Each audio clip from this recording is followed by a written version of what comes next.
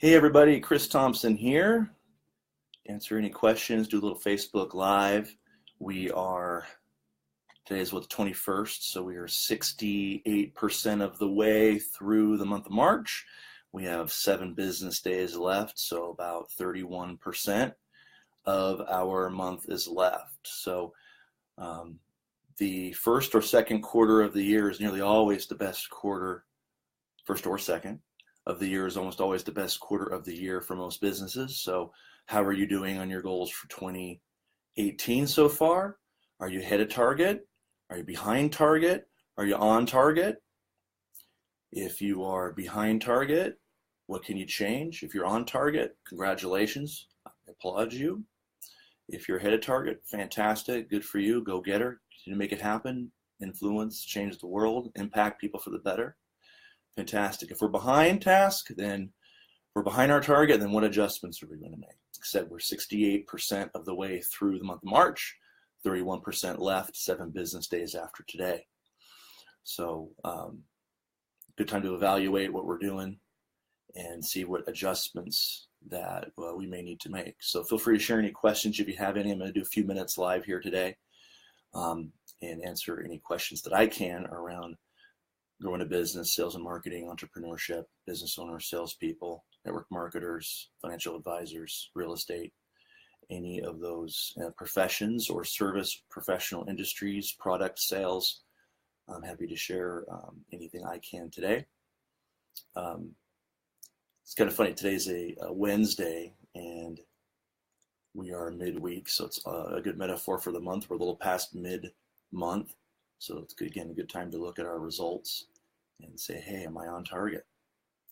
Am I on target or am I behind target? So we all tend to know the things that we already know we ought to be doing. What are a couple of things you know that you ought to be doing? And maybe you're not doing, or maybe there's some things that you know you are doing that are kind of getting in the way. Maybe you're not getting started early enough in the day. Maybe you don't have a written plan for the day. The top 3 common mistakes that network marketers, salespeople, influencers, coaches tend to make. The top 3 are they go into the day, they don't have a written plan for the day in writing or in some kind of documented form if you don't want to do it in writing. They don't make enough phone calls. They don't connect with enough people one-on-one. Real breathing, warm human beings with actual problems and build relationships, add value, solve their problems. Those are some of the common mistakes that they make. The third one is they don't ask for the order. It's really important to ask, especially if you're working with an introverted type person. A lot of introverted type people don't respond to anything other than direct questions. And so even more importantly, if we're asking questions passively, we're not asking direct questions, then we're communicating that we don't have confidence and certainty. And if we don't have confidence and certainty, we're going to telegraph that right over to them. The number one thing your prospects are looking for from you is certainty, safety. This is the right decision for me. And if you're not projecting confidence in that because you're not certain, then it's going to make them feel uncomfortable. It's going to confirm some of their doubts they may already have about fear of making a wrong decision. So that's important to ask a direct question. How do you feel moving forward is a direct question. Would you like to get started today is a great question. I knew a young man I spoke to the other day was telling me about a lady he wanted to get to know better. And he told me that he basically said to her along the lines of, I'd like to get to know you better. I'd like to take you out sometime. And her response was, good to know. So he may have gotten clarity on where he stood if he had asked a direct question to her about if she would like to go out with him, if he'd like to take her out, might have been a little better way to go. So again, we want to be sure we're doing that. Sometimes you'll ask a question, you haven't prepared the question, and the person you're speaking with, the prospect, clientele, will go, was that a question? If that's happening, one, we're probably talking too long in our question. Our questions really should probably be between 5 and 15 words. But they've zoned out. So they either didn't hear a question or they didn't understand it was a question. They're just kind of taking it all in. So when we're asking a closing question, for example, we need to be very clear. We're asking them to make a yes or no choice. Yeses are great, nos are great, the maybes that'll kill you. So a written plan for the day, connect with enough people. Social media is great, internet's great, we love it. Use it to connect with people. That's what we're here for. Find real breathing people with real problems that we can solve for them. So I wanted to share a couple of thoughts around that. If anyone's got questions, feel free to drop them, but I'm sharing some of the common things that I've come across here lately in coaching sessions or in conversations that I've been having with folks. Another common thing that I've come across a lot is people aren't prepared when you ask them, what do you do? Someone asks you, what do you do? And they aren't prepared. They go, kind of, et cetera, et cetera. Sounds like my garbage guy's coming by here. And leave it at that. You sound unprofessional. Sound like you haven't prepared for this. You don't know what problem you solve. And that's really important. You're able to clearly communicate exactly what problem you solve so they can identify if what you have to say is of any interest to them at all whatsoever, if it's a problem that they know they've already got. So that's really important, is to be able to clearly communicate who your target market is or your identifiable community that you're working with and what problem do they already think that they have that you can solve. If they don't already know they have it, that's a bit of a challenge. I would suggest you focus on a problem they already know they have, even if it isn't the thing you feel they really need. We all know things that we need, but we may not have a demand to solve, or a demand or a desire to actually tackle that at the moment. So you want problems that are going to be painful enough the person is going to be highly likely to take action on solving that particular problem, or it leads to something that is maybe a bigger piece that they're going to see as a bigger piece. They're going to be experiencing some pain in not solving that problem, some pleasure in solving that problem. Right now, people are at the end of the first quarter looking at the second quarter. They're looking at their goals, or they're looking at their outcomes, and I find it's very difficult to get people. It's really an epidemic. There's very few folks that know what their goals are if you ask them. It's gotten to the point for me, I don't really even use the word goals. I ask, what are you excited about? Is a common way that I ask it, or I'll ask something along the lines of what's not working in your life, or what's keeping you up at night. Because a lot of times the thing that is the problem in their mind is going to be something urgent that they're experiencing some stress or anxiety or disconnect over. And what they really want is the opposite, maybe, of that particular problem. So that can kind of help you reveal problems that are going on. Because if we just ask, hey, what's the problem? What do you want to solve? They get a big abort sign on their forehead because we're asking them to think of too many things at once. The areas I like to see most entrepreneurs focus on are the areas around health and finances, career, job positions, getting a raise, getting a promotion, starting a business, those kinds of things, finding love, healing love. Those are all things that people have a very high demand for. It doesn't mean that's the only thing you can do, of course. But if you're a service professional, or if you sell a product, especially if it's just you, this is an area that can make things a lot easier on you if you are really clear what problem you solve. Because I come across a lot of entrepreneurs, they're afraid they're going to restrict people. They're going to cut off options. And what they do is they end up watering down their message so much that it's unrecognizable what problem they solve. It's okay for someone to recognize that the problem that you solve is not a problem that they feel that they have. And if they don't feel that they have it, my recommendation would be that you move along and you let that go. I work with some folks who are very proactive. They're very they like to make things happen, which is great. Cause results, ripple effect kind of thing. Put it out there, and when they get the no, they ask me, what do? I go for the second no. Because a lot of times people say no in a habit. They're just used to saying no. So you can reframe the question, ask it differently, and you may get a yes. You may still get a no, but if you get a no the second time, I'm moving along. We're looking for people who are already interested in solving the problem that you solve. Get a heck yes, get a heck no.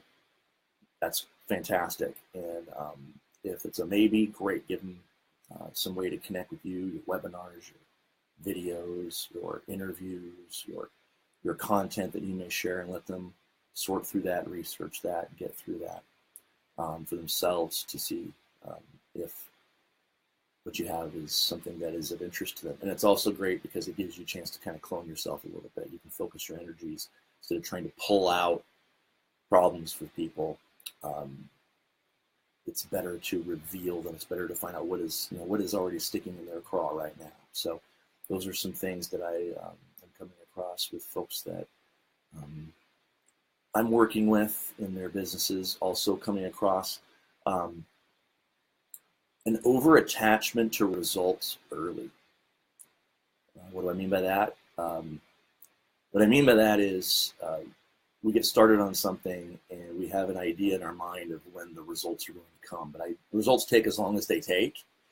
And so what we can be over-attached to getting a result, and then what that causes us to do is to overemphasize any kind of rejections we're getting and internalize them and really take them personal, and really it's nothing to do with us.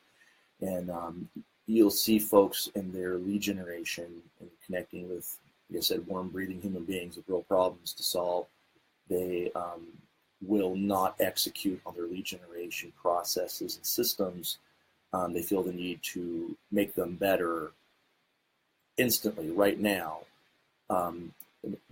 better, with flawed information, or frankly just not enough information because they have too small a sample size of people they're connecting with. And they're doing that as a panic response so that they can minimize and avoid rejection because they're so attached to trying to convert every person you're talking to. Don't try to convert every person that you're talking to. No matter how good you are, you won't be able to get every person to buy into your vision or your product or service or what you're doing. Instead, you want to take enough action to highly either ensure or make it highly likely you'll get the result that you want, so your needs are cared for. You're confident in that, but you're not attached to any one person choosing to work with you or choosing not to work with you. And that will actually make your message far more attractive to them because they can tell that you are not attached to what decision they make. You'd like to help them make the best decision for them, so you're not going to avoid any sharing of something they may disagree with, but you're also going to give them their personal freedom to make their own choice. You're going to reveal any patterns that may be the case for them in making a good choice for them. Any obstacles you can see in helping them make a good choice for them, but it's for them. It's not because you need a sale, per se. And the best way I've seen to make that happen is to, one, take enough action, engineer your process. You're taking enough action, make it highly likely that you'll get the results that you're looking for your needs to be met. That's really important. That way, that's the time in your business where it's okay to kind of be about you, is your plan and your lead generation system in writing. But when you're actually serving people, that's when you need to be about them and not be invested, or attached to whether or not any one person moves forward with you. Yes, love to help you, love to add value, but make a difference. But it's their choice. They must choose that. So you're guiding and leading them to make a good decision for them. It's up to them if they choose to follow your lead. That's up to them. And if you're doing, I always say focus on activity, not results. My original mentor, Eric Lofholm, kept telling me that, and it was one of the best things I ever learned from him, is in the beginning, focus on those activities and not the results right away. Execute on things you can control, and that's what success is for you. It's executing on the things that you can control. It's not necessarily how many sales you got your first week.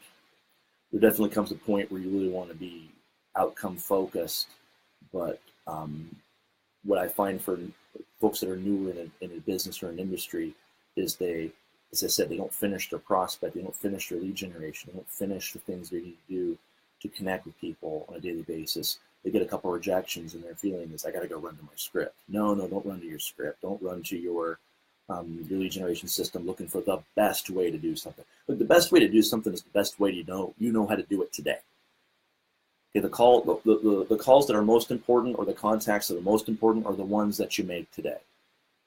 Okay, so execute on what you got to do today, and make sure you got a big enough sample size of people that you've talked to even know if what you're doing is not working. If you've talked to 5 people, you go, oh my gosh, some of my clients sometimes, Dave, oh my gosh, Chris, I talked to 10 people and people aren't responding the way that I want to. It's not enough. That's not enough people. Go run 100 presentations, go run 50, whatever the number is going to be for your industry, and focus on activity, not results.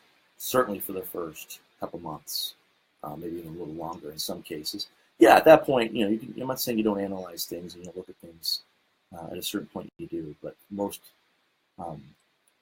either new people or people who are struggling, I put it this way: it's kind of like the 17-year-old, 16-year-old that gets the pimple on their nose in school on picture day. It's like it's the end of the world. That, oh my gosh, this person said no to me. It's like, it's not. You're an adult. You have some perspective.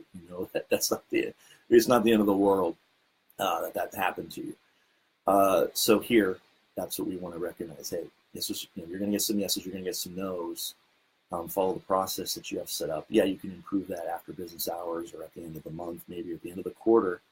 But on a day-to-day basis, execute on taking enough action so you're not running around on a half-inflated tire, hoping and praying that this presentation purchases from you, because you've only done half the presentations that you set out to do. I had a client once, and a couple months into coaching, 3-4 months into coaching, or something like that. He wasn't keeping track of his sales activities, which I encourage people to do, but he wasn't doing that. And he was frustrated. He's like, Chris, I've been doing this for 3-4 months, etc., whatever the number was. And, I'm frustrated. I'm not getting it. I'll put 3 or 4 months of work into this and it's not working. I said, well, let me see. How many presentations have you delivered? How many leads have you generated? How many appointments have you scheduled, etc., which he didn't know because he hadn't been keeping track of it. So he had to go and look at his calendar for the last 3 or 4 months. And he gave me the information. And what the information revealed was that he was at about 25%, 30%, it was in that range, of his target activity for that period of time, the 3 or 4 months. And not coincidentally, he had delivered about 25% to 30% of his target in appointments and presentations and number of clients got. So I shared with him that he did not put 4 months in. He put 1 month worth of work in 4 months. So there is definitely a volume and a amount of action you got to do to get a result. GUSU is what I was taught, and my mentors, Eric Lofholm and others I've worked with, which is give up or step up. So that is, you must take enough action to accomplish the outcome that you're looking to accomplish, specific, measurable, and time bound, or you must give up on the goal. It's not one or the other. It's not oh, well, Chris, you're being mean. No, it's just the amount it takes to fill up your gas tank. If you have a vehicle, it's just what it takes. So be pragmatic, recognize that that's what I have to do, and do that. And then once you've done that, then you can look at your results and make adjustments and tweak and those kinds of things. But people overreact a little too early because they're so attached to getting a result instead of measuring success in their own being and their own performance of what they show up every day. So I want to share a couple tips with you guys. I'm keeping this really short because I have to run here in a minute. I didn't see any questions. So I'm just sharing with you some things that I've come across lately that help people to produce results and make it a great end of the first quarter. Before I wrap up here, I'm about to wrap up. I hear my garbage truck visitor coming again. It's the end of the first quarter here. We're toward the end. We have, I believe, 7 business days after today left. So we're 68% of the way through the month of March. We're 31% left, assuming we're doing the Monday through Friday thing. So what can you do to finish your month strong? What can you do to finish your quarter strong? Something that you're doing where you're letting your presentations go too long. You need to eliminate how long you're going way over, maybe. So you're not making enough contacts. you know what that is. You know what you ought to be doing. And also, what are some things maybe that you are doing you really ought not to be, that you can, just one thing you can make a tweak to or an adjustment to? Or what's the number one thing you could focus on, concentrate your power on in the next 7 business days? That can make the biggest difference. And go through the finish line, run through the finish line. Don't worry about, planning your second quarter. Do that April 1st. Okay? But for the rest of March, finish strong. Run through the tape. You see sprinters at the Olympics, they run through that tape, and then what do they do at the end? They lean forward. They lean forward through the tape. That's what you want to do. Lean forward through the end of the month. Okay? Great connecting with you guys for my first Facebook Live. I don't think I've actually done one yet. So great connecting with you guys. Hopefully there's some things that you enjoyed and helped you. And make it a great day. I wish you nothing but the best of success and look forward to connecting with you personally soon. All right, take care. See if I can turn this off.